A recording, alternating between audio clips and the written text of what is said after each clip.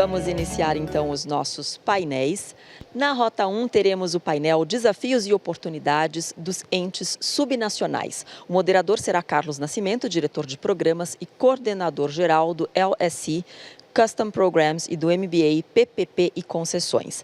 Na Rota 2 teremos o painel Parceria pelo Planeta, as PPPs na gestão ambiental. O moderador será Ricardo Silva, especialista sênior de operações, concessões e PPPs do BID. E na Rota 3 teremos o painel Parcerias Público-Privadas em Infraestrutura Digital, melhorando a conectividade na América Latina e no Caribe. O moderador será o Gonzalo Arauz, oficial líder de investimentos, tecnologia, mídia e telecomunicações do BID Invest. Então, ótimos painéis a todos, podem começar. Boa tarde a todos. Estamos dando início ao painel de Parcerias pelo Planeta, as PPPs na gestão ambiental. Neste painel, iremos verificar que os benefícios do modelo de PPP podem, sim, se estender à preservação ambiental. É o que mostrarão os nossos convidados que falarão a seguir. Teremos 4 panelistas. Teremos Fernando Peroni, do Instituto Semeia, Camila Lima, do BNDES, Roberta Buendia, do Governo de São Paulo e Cláudio Pádua, da Parquetur. Começaremos por Fernando Peroni. Fernando teve passagens relevantes em posições de liderança no setor público e na iniciativa privada, trabalhando em diversos setores de infraestrutura e parcerias público-privadas. Desde 2016, está no terceiro setor como presidente do Instituto Semeia, ONG dedicada à promoção da agenda de parcerias para a gestão de ativos ambientais. Fernando, o Semeia tem atuado junto a governos e entidades de fomento na grande maioria dos programas de concessão de parques do Brasil. A partir dessa experiência e visão sistêmica do setor, o que você destaca de avanços, lições aprendidas e desafios relacionados ao crescimento desta agenda no país? Bom, Ricardo.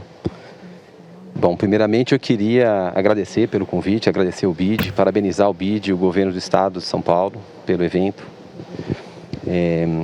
Bom, o que a gente vê, né? A gente tem visto no país, nos últimos anos, um crescimento muito grande da agenda de parcerias para a gestão do uso público nos parques. Para que você tenha uma ideia, a gente tem as concessões em parques no Brasil começaram no final dos anos 90 e a gente, durante 20 anos, a gente teve praticamente 4 parques que contaram com esse tipo de instrumento de apoio à gestão e nos últimos 3 anos a gente teve 3 vezes mais parques que assinaram contratos para gestão do que toda a história desse setor no país. Então é uma agenda que tem de fato crescido muito. E tem crescido tanto no nível federal, quanto no nível estadual e municipal, tem envolvido tantos parques naturais e parques urbanos, então a gente vê uma diversidade muito grande de ativos, né? Podemos até incluir também, os ativos parques zoobotânicos também, acho que o Estado de São Paulo tem uma experiência relevante com relação a isso, né? E o crescimento dessa agenda naturalmente tem atraído novos investidores, a gente tem visto uma sofisticação do mercado privado, com novos agentes. Acho que o Cláudio aqui, representante da Parquetur, é um desses novos agentes. Acho que o microfone falhou aqui. Então a gente vê esse crescimento e essa discussão toda agora de ESG que a gente tem visto, também tem chamado a atenção, né, e trazido uma valorização desses ativos ambientais.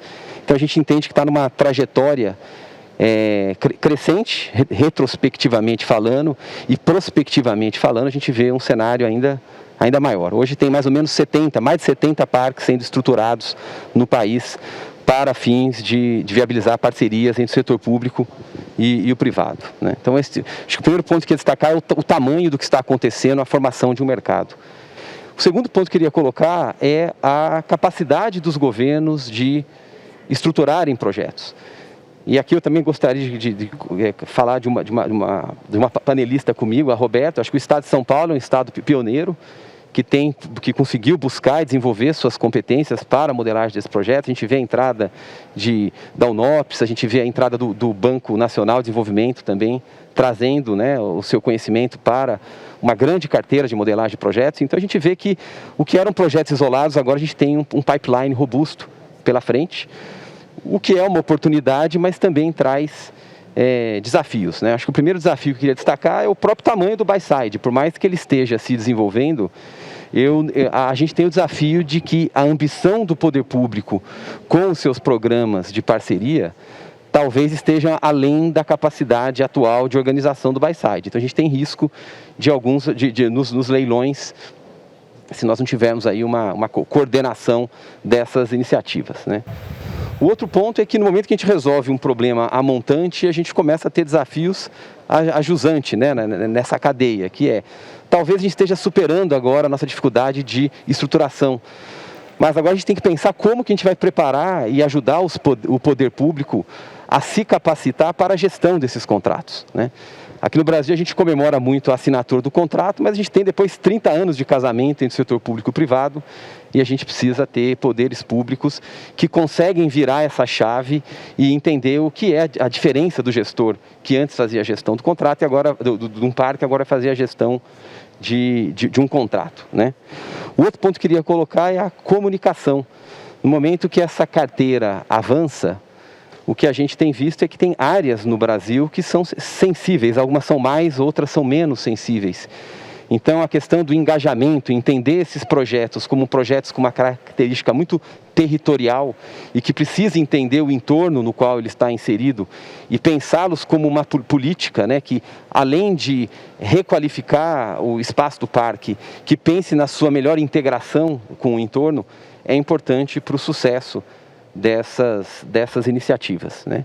E o último ponto que eu gostaria de falar é sobre a diversidade de modelos, né? Porque hoje a gente tem falado muito das concessões baseadas no modelo tradicional nosso, regido pela 8987, né? A lei brasileira de concessões, mas existem outras modalidades de parceria, e no caso de parques, que podem abarcar inclusive entidades do terceiro setor e outros arranjos. Então eu imagino que esses 3 pontos, né, da capacitação, dos novos modelos e da comunicação, a gente precisa olhar para o avanço dessa agenda. Era isso, Ricardo. Obrigado, Fernando. Seguimos agora com Camila Lima, que é gerente de estruturação de projetos de infraestrutura socioambiental do Banco Nacional de Desenvolvimento Econômico e Social. Camila, nos últimos anos o BNDES vem se posicionando como um banco verde, prezando pela conservação ambiental e preservação nos projetos que apoia. Neste sentido, o banco vem investindo fortemente na estruturação de projetos de concessões de parques e de florestas. Você poderia nos falar um pouco sobre os projetos de concessões florestais que o banco tem desenvolvido em conjunto com o Sistema Florestal Brasileiro e o BID? Oi, Ricardo. Obrigada pela pergunta. Boa tarde a todos. Bom, o BNDES, né, ele vê nas concessões florestais um instrumento muito importante, né, de conservação ambiental e tem atuado para catalisar o desenvolvimento desse mercado em parceria com o Serviço Florestal Brasileiro. Então, a gente está atualmente estruturando 8 projetos de concessões florestais, 3 no sul do Brasil, que tem como objetivo a restauração do bioma da Mata Atlântica, e 5 no norte do Brasil. Esses projetos no norte do Brasil têm como objetivo o manejo florestal sustentável, e ocorre, né, em largas extensões, em florestas de largas extensões, que apresentam grandes oportunidades de modelos de negócios diferentes, tanto de produtos madeireiros quanto não madeireiros. Bom, acho que vale destacar também que as concessões florestais hoje elas já são uma realidade, apesar de todos os desafios.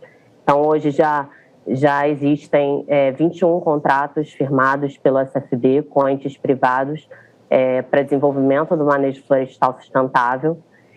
Porém, a gente vê que ainda tem muito mais oportunidade.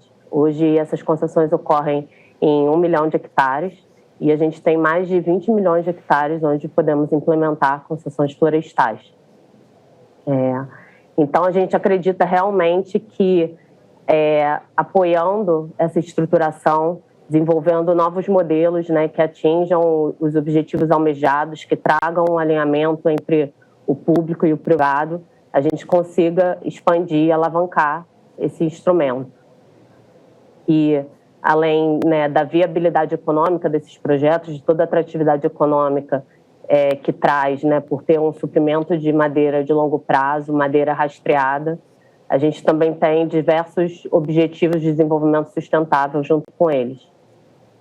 Então, a gente acredita muito nessa agenda, está atuando, já vai trazer projetos a leilão a partir do terceiro trimestre do ano que vem, e estamos aqui bastante engajados para ter sucesso. E como o Pieroni disse, né, não só sucesso no leilão, mas também sucesso em todo o longo prazo, né?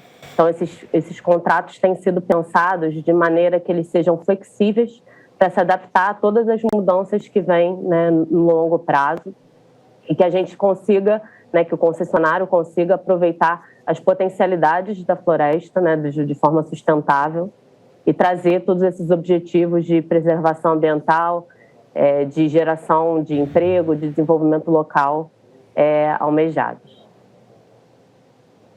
Obrigado, Camila.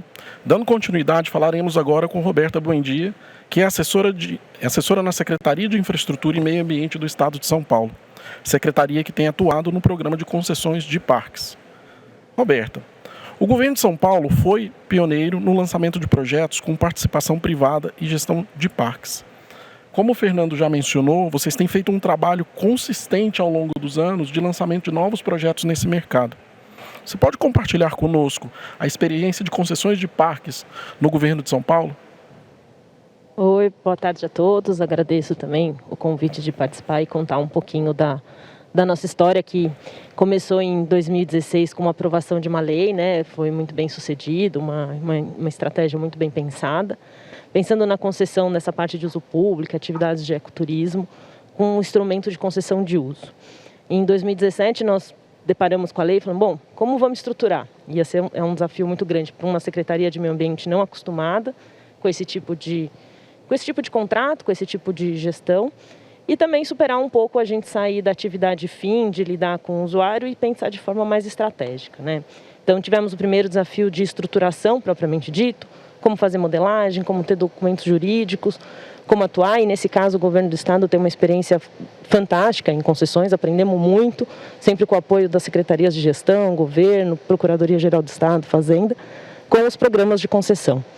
Aprendemos muito e tentamos trazer um pouco para a lógica de concessão de uso, no qual dá liberdade para o concessionário poder explorar e ter novas atividades.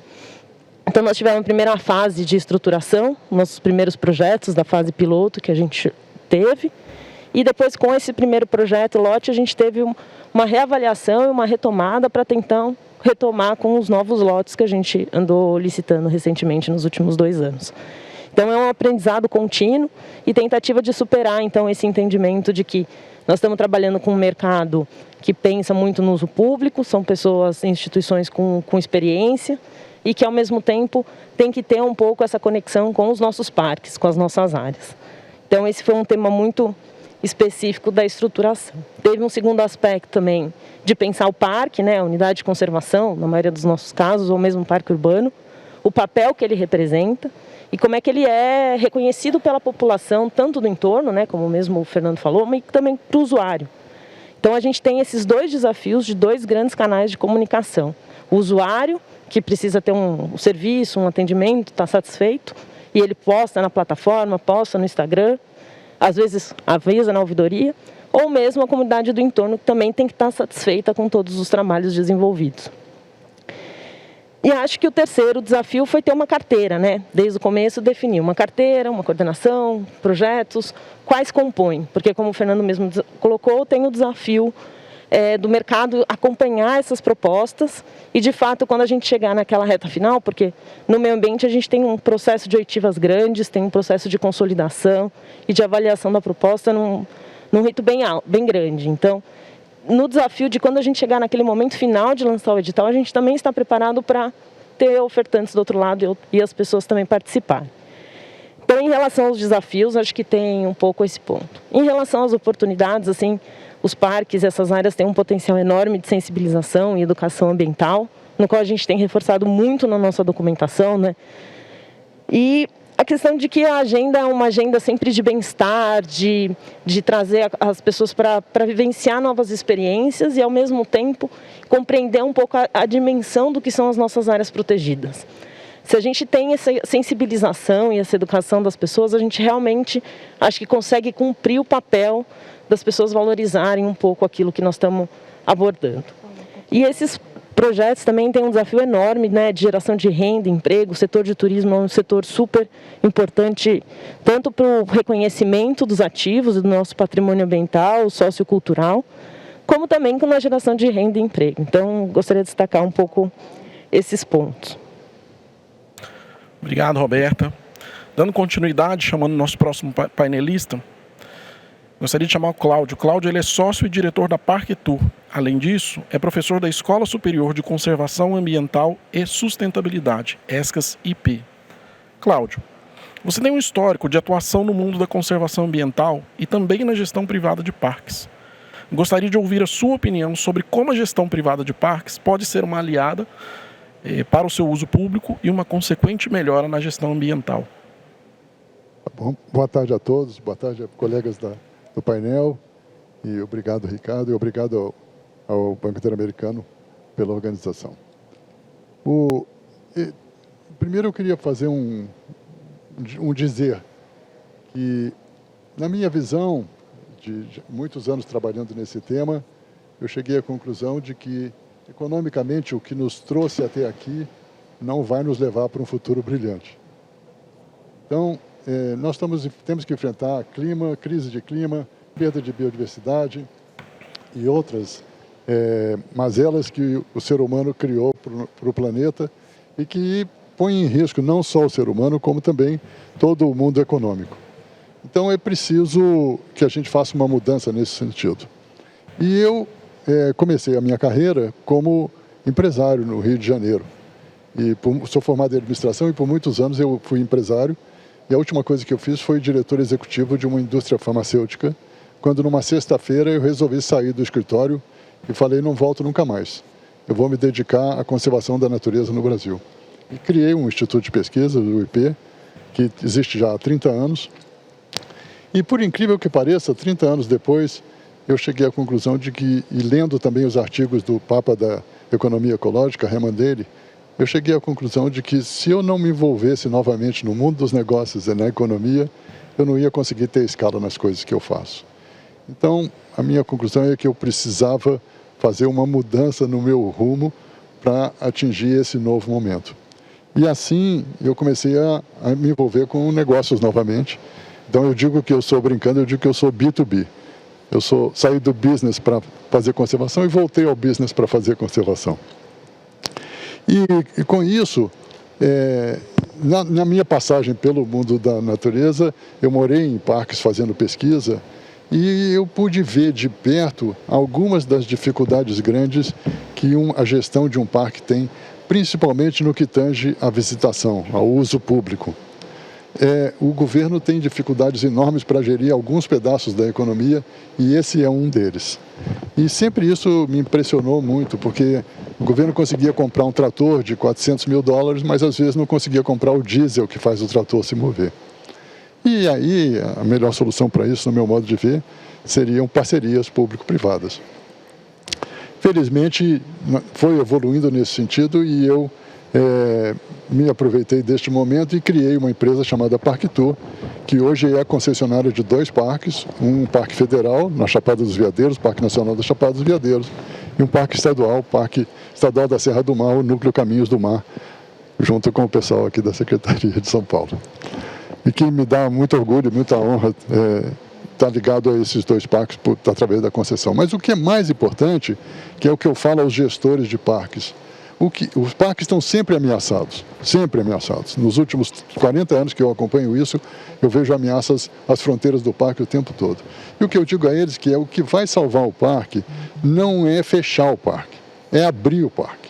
O parque precisa ser aberto, as pessoas precisam entrar e ter uma experiência prazerosa, gostosa dentro do parque. Querer isso mais e querer se tornar um defensor daquele espaço de território tão importante para a conservação da biodiversidade. E isso a gente só vai conseguir se ele conseguir entrar e ter essa experiência prazerosa, o que ficava muito difícil sem uma concessão e que agora fica facilitado não só pela concessão, mas pelas parcerias público-privadas. Com isso, talvez a gente consiga encantar e reencantar as pessoas para a conservação da nossa biodiversidade, que é o maior tesouro que o Brasil tem. Obrigado, Cláudio. Vamos agora para a próxima rodada de perguntas para os nossos panelistas, olhando para os desafios, oportunidades e um pouco do futuro dessa agenda da participação privada na gestão ambiental. Fernando, o Instituto Semeia tem se notabilizado no apoio à agenda da expansão privada de ativos ambientais no Brasil, tanto para parques quanto para florestas, mais recentemente. Como pode essa inteligência desenvolvida pelo Instituto Semeia ser compartilhada com os nossos colegas nos diversos governos pela América Latina? Bom, obrigado, Ricardo. Acho que antes de tudo dizer que o Instituto Semeia é uma entidade de impacto, né? A gente é uma ONG, é uma filantropia, uma entidade de impacto. E aí, talvez construindo um pouco sobre o que o Cláudio falou, a gente foi criado para reconectar as pessoas com as áreas verdes, com a biodiversidade, com o patrimônio ambiental.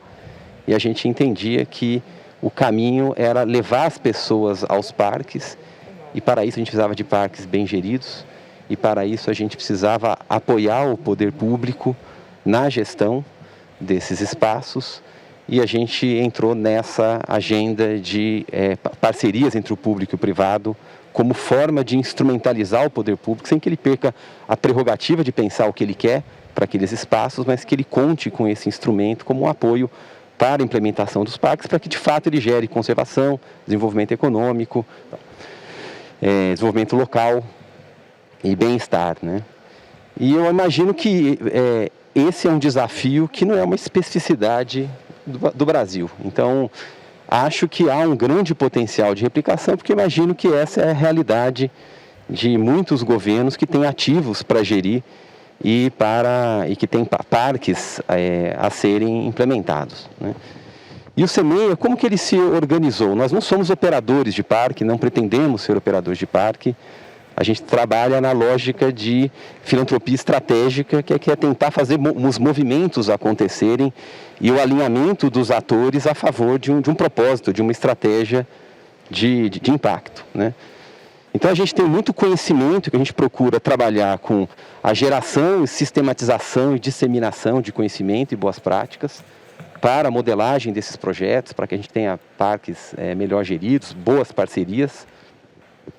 A gente, por trabalhar com vários governos, a gente também consegue replicar, né? A gente está entendendo o que um governo ele está aprendendo e a gente pode sugerir para um outro governo esses instrumentos, de maneira que a gente consegue virar eu gosto da expressão, um vaso comunicante entre o governo, nessas experiências que são geradas nessas parcerias que nós temos, né?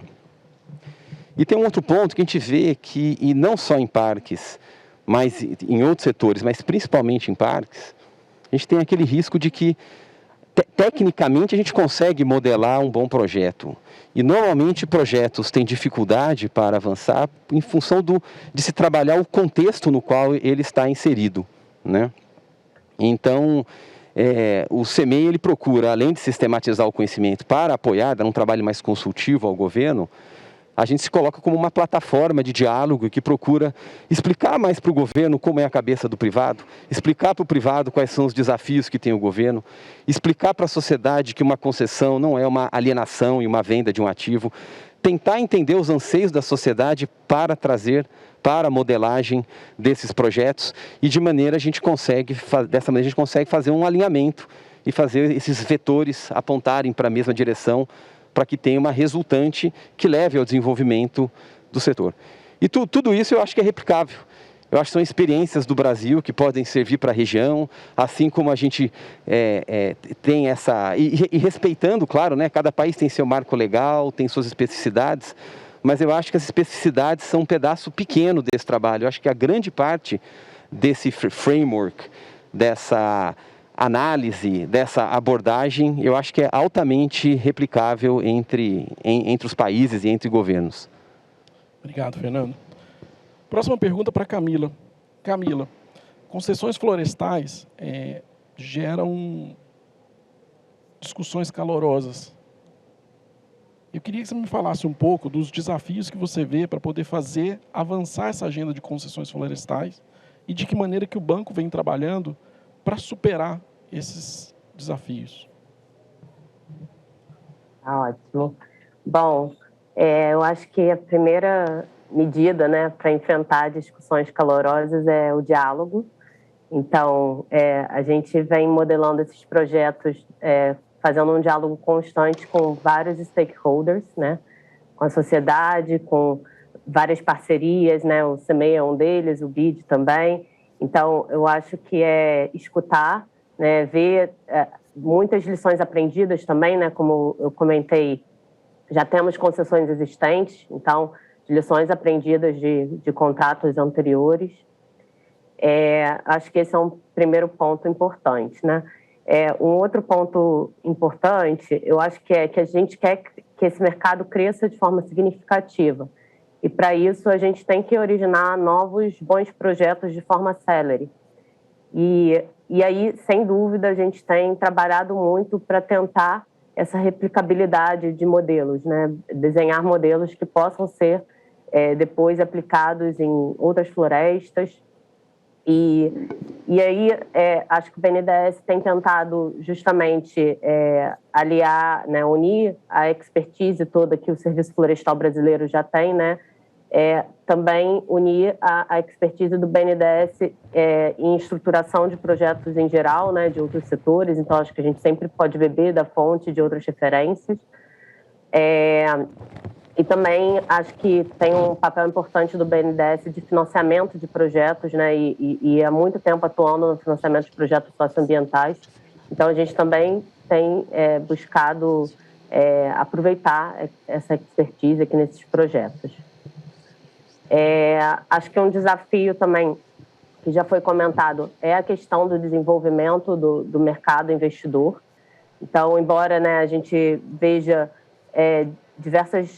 diversos benefícios, né, nas concessões florestais, diversos motivos para se investir, né? Eu acho que são projetos que têm na sua essência aí o tripé da sustentabilidade, né? Benefícios econômicos, sociais, ambientais, porém são poucos conhecidos, o próprio instrumento é pouco conhecido. Então, a gente também tem trabalhado, né, para mostrar isso, né? Mostrar isso aqui internamente, externamente, mostrar como são construídos esses modelos, todos os sistemas de controle que existem para a rastreabilidade da madeira.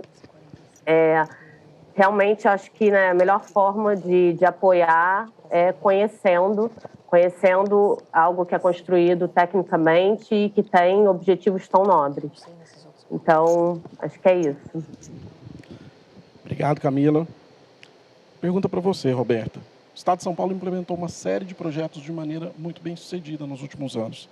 Eu queria que você compartilhasse conosco os desafios, oportunidades que vocês identificaram e para onde o governo de São Paulo enxerga que caminha essa agenda do seu ponto de vista. Acho que a gente, nesses últimos 5 anos, e nessa corrida nos últimos 3, né, a gente conseguiu uma agenda bem legal de projetos e parques. Estamos muito felizes, de maneira geral, em relação às propostas que nós conseguimos concluir até essa etapa, né? Estamos com Caminhos do Mar agora em operação nesse ano, Campos do Jordão tem mais de 2 anos de execução, Zoológico e Jardim Botânico, dois ativos que também fizemos uma mudança de gestão agora em dezembro, faz uma semana. E agora estamos para assinar o contrato dos parques da Cantareira e do Alberto Lofren e em breve vamos soltar o edital dos parques urbanos. Então, é um desafio muito grande, são ativos diferentes, complexos e apesar de ser 2 anos, que para muitos contratos é pouco tempo, para a gente já temos bastante lição aprendida. Estamos tentando internalizar cada ponto e cada desafio dessa gestão, mas tem sido parcerias muito bem sucedidas, a gente tem tido bons resultados, a gente tem tido um número crescente sempre de visitantes, serviços de apoio, as melhorias e requalificações das nossas áreas e também cumprindo um pouco, acho que o objetivo de que tanto o Cláudio quanto o Fernando trouxeram aqui, das pessoas irem compreenderem um pouco aquela dimensão do trabalho, daquele local e se sentirem que foram bem atendidas e e levar para casa assim uma experiência boa, né? O meio ambiente, aquela preservação, aquela conservação significou alguma coisa para elas. E ao mesmo tempo a gente tentar integrar, a gente teve uma experiência legal, né, no programa, a gente tem tentado inclusive integrar programas diversos, né? No Serra do Mar a gente teve um programa de requalificação de comunidades que estavam em algumas ocupações no Parque da Serra do Mar, e elas tiveram um treinamento de prestação de serviços, e agora a gente está integrando no programa do Caminhos do Mar. Está sendo uma experiência bem legal, porque aquela pessoa foi parte de um programa de requalificação habitacional, ela foi treinada para fazer artesanatos, e agora ela está tentando compor o quadro, né, de apoio às atividades que são feitas no Caminhos do Mar, porque os dois estão acontecendo no mesmo município, em Cubatão. Então, esse aspecto social também existe nos nossos projetos, é uma coisa que a gente está tentando trazer de forma mais firme, tentar mostrar melhor esses resultados. E acho que o desafio principal mesmo, e é isso onde a gente está nesse momento estruturando, são os vários mecanismos de controle e acompanhamento desses contratos, né?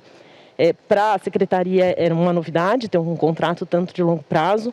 As minutas padronizadas que a gente tem trabalhado muito para que toda essa carteira tivesse uma minuta padronizada, para que a gente pudesse ter tanta replicabilidade, como a Camila falou, mas também uma coerência, né, jurídica e lógica de todos os nossos projetos. É uma minuta diferente do que a própria Secretaria trabalha. Então, a gente tem esse desafio de internalizar e criar os vários mecanismos de controle. Nós, desde o primeiro projeto, né, muito com o apoio do CEMEI, a gente estruturou com um verificador independente, mas não é só ele que tem que fazer a gestão, né? Até para desmistificar a questão da privatização, nós estamos acompanhando o contrato dioturnamente, né? É um processo contínuo de acompanhamento e monitoramento, tanto pelo poder público, como mecanismos de fiscalização adicional que estamos tentando estruturar, o próprio verificador independente e os conselhos que fazem parte das unidades, né? Todas as unidades têm sempre um conselho consultivo, algum conselho de orientação, e eles também fazem parte, estão sensibilizados e também constroem junto com a gente um parque, e agora com nossos novos parceiros, os concessionários. Roberta, eu queria explorar um tema na sua resposta, que é um tema que é transversal a vários setores, onde se realizam concessões e PPPs. Você falou do tema de desmistificar a privatização, e isso está muito relacionado à comunicação. Eu queria que você explorasse um pouco mais esse aspecto de como vocês estão lidando para desmistificar a privatização com relação aos parques. Um desafio nosso e que a gente tem tentado sensibilizar, assim, longo prazo, né, é um desafio, contratos de longo prazo no governo, né, e até para a sociedade compreender, né, a gente ouve muito, 30 anos é praticamente uma privatização. Não é, porque em nenhum momento a área deixou de ser do Estado, e a gente tem esse acompanhamento constante e esse monitoramento, né. A gente tem prestações de contas periódicas, tanto para o Conselho como para o próprio concedente, e temos as questões das pesquisas de satisfação. A nossa expectativa é sempre, agora a gente está tentando estruturar com o apoio da Arcesp um mecanismo mais de fiscalização específica, né, inclusive de usuários, tentando trazer mais firmemente essa parte de atendimento ao usuário, ter resposta ao cidadão que tiver algum questionamento. Hoje o setor se comunica muito, né, o visitante se comunica muito via Instagram, via essas plataformas, né, de TripAdvisor, para fazer comentários de maneira geral. A gente está tentando estruturar essa parte mais lógica de atendimento ao usuário, né? Lógico, não é o serviço, igual a gente vê prestação de serviço de maneira geral de concessão, mas tentando trazer mais firmemente essa questão de que, estamos atentos, o tempo todo você visitou, você foi atendido, se você não foi bem atendido, vamos fazer uma pesquisa, compreender o desafio. E, assim, é um desafio, estamos aprendendo juntos. Obrigado. Vou aproveitar esse tema e quero estender essa pergunta para a Camila. Camila, o banco está fazendo projetos de concessões nas florestas no sul do Brasil e também na Amazônia. E a Amazônia, ela, por tudo que ela representa para o mundo, ela suscita paixões, para falar o mínimo. Como que vocês estão lidando nesses projetos que estão sendo estruturados de concessões florestais na Amazônia com a questão de que o governo vai entregar a floresta amazônica para a iniciativa privada? Como que vocês enfrentam essa narrativa nos projetos que estão sendo estruturados agora? Eu acho que, como você colocou, né, a comunicação é um instrumento muito importante. Eu acho que também, né, quando a comunidade entende os benefícios, né, que isso gera, tudo fica mais fácil. Então, né, como a Roberta colocou, né, está sempre atento ao usuário, aqui a gente está sempre atento, né, às comunidades e, sem dúvida, perceber os benefícios da floresta, né, dela ser mantida em pé e como a concessão está contribuindo para isso e como a comunidade continua tendo acesso àquela floresta, extraindo, né, o que for da sua subsistência, etc., toda a preocupação que tem durante o processo para se construir esses contratos, depois a consulta pública. Então, acho que a comunidade entender que ela participa do processo e que aquilo vai ser bom para ela e ela, de fato, vê os resultados, né? E aí, eu acho que quando os resultados estão lá na prática, tudo fica muito mais claro e fácil de ser entendido. Então, acho que a questão é muita comunicação, muito escutar, né? Escutar, ver como isso pode contribuir para os projetos e ter claro que a gente não está entregando a floresta, né? Na verdade, o que se tem é um contrato fiscalizado ao longo do tempo, né? Com prazo determinado, com regras claras, e que justamente a partir deles nós temos também contrapartidas que trazem diversos benefícios, né, e geram esse círculo virtuoso de preservação da floresta, de desenvolvimento local. Obrigado, Camila. Cláudio, agora eu queria te fazer uma pergunta sobre inovações. Projetos de concessões e parcerias público-privadas, eles são projetos que se justificam por restrição fiscal, mas também pelas inovações que a iniciativa privada pode trazer na operação desses ativos. O projeto do Caminhos do Mar é um projeto que trouxe uma série de inovações já no seu desenho, na estruturação feita pelo governo de São Paulo. Eu queria entender, dado o seu perfil profissional ligado ao mundo ambiental, privado e à academia, como a Parctur pretende trazer inovações para este projeto que ela está gerenciando. Muito bem, boa pergunta, mas eu queria começar a resposta dizendo que eu convivo muito com os jovens brasileiros, e eu recebo no meu instituto de pesquisa uns 10 e-mails por mês de jovens me pedindo que querem, jovens executivos falando que querem trabalhar com uma missão na vida, não só por dinheiro. Eles estão em busca de uma missão.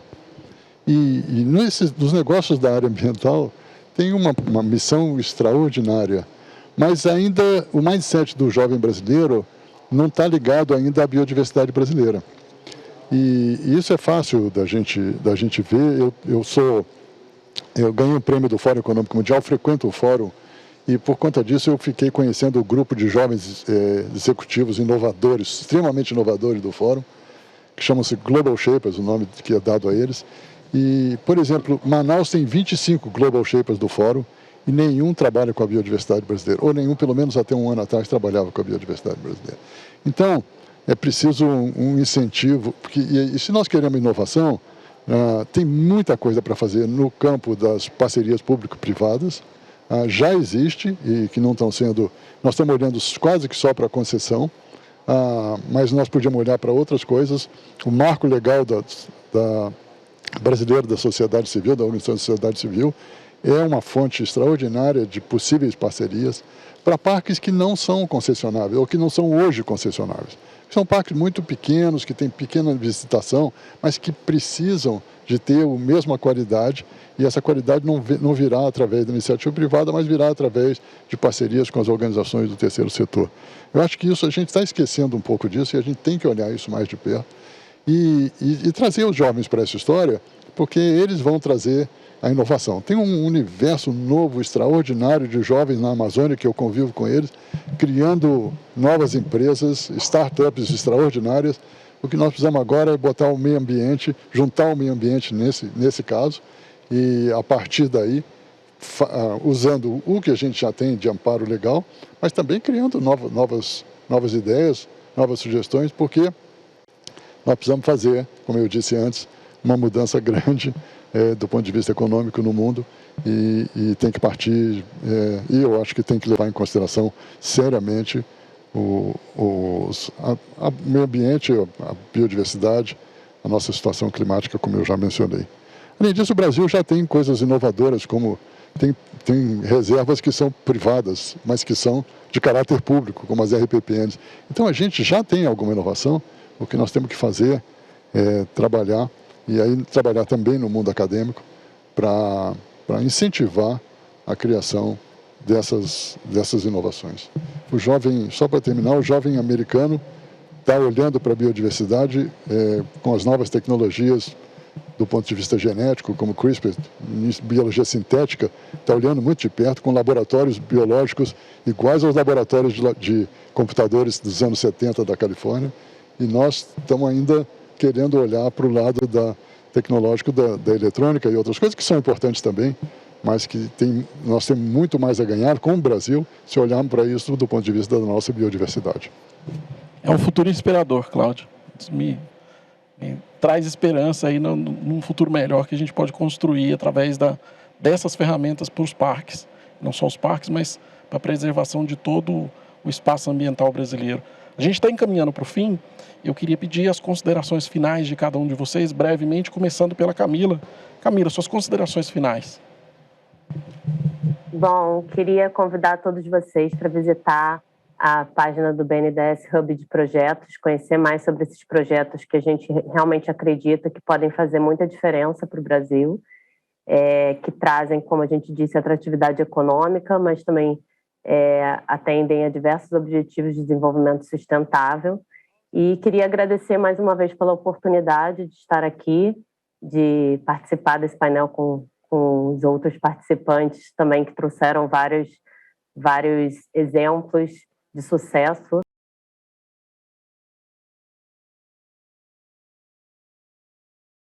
De bons projetos, a gente pode contribuir para a preservação ambiental e, como você disse, né, para o nosso futuro. Acho que são ferramentas muito importantes para a gente conseguir.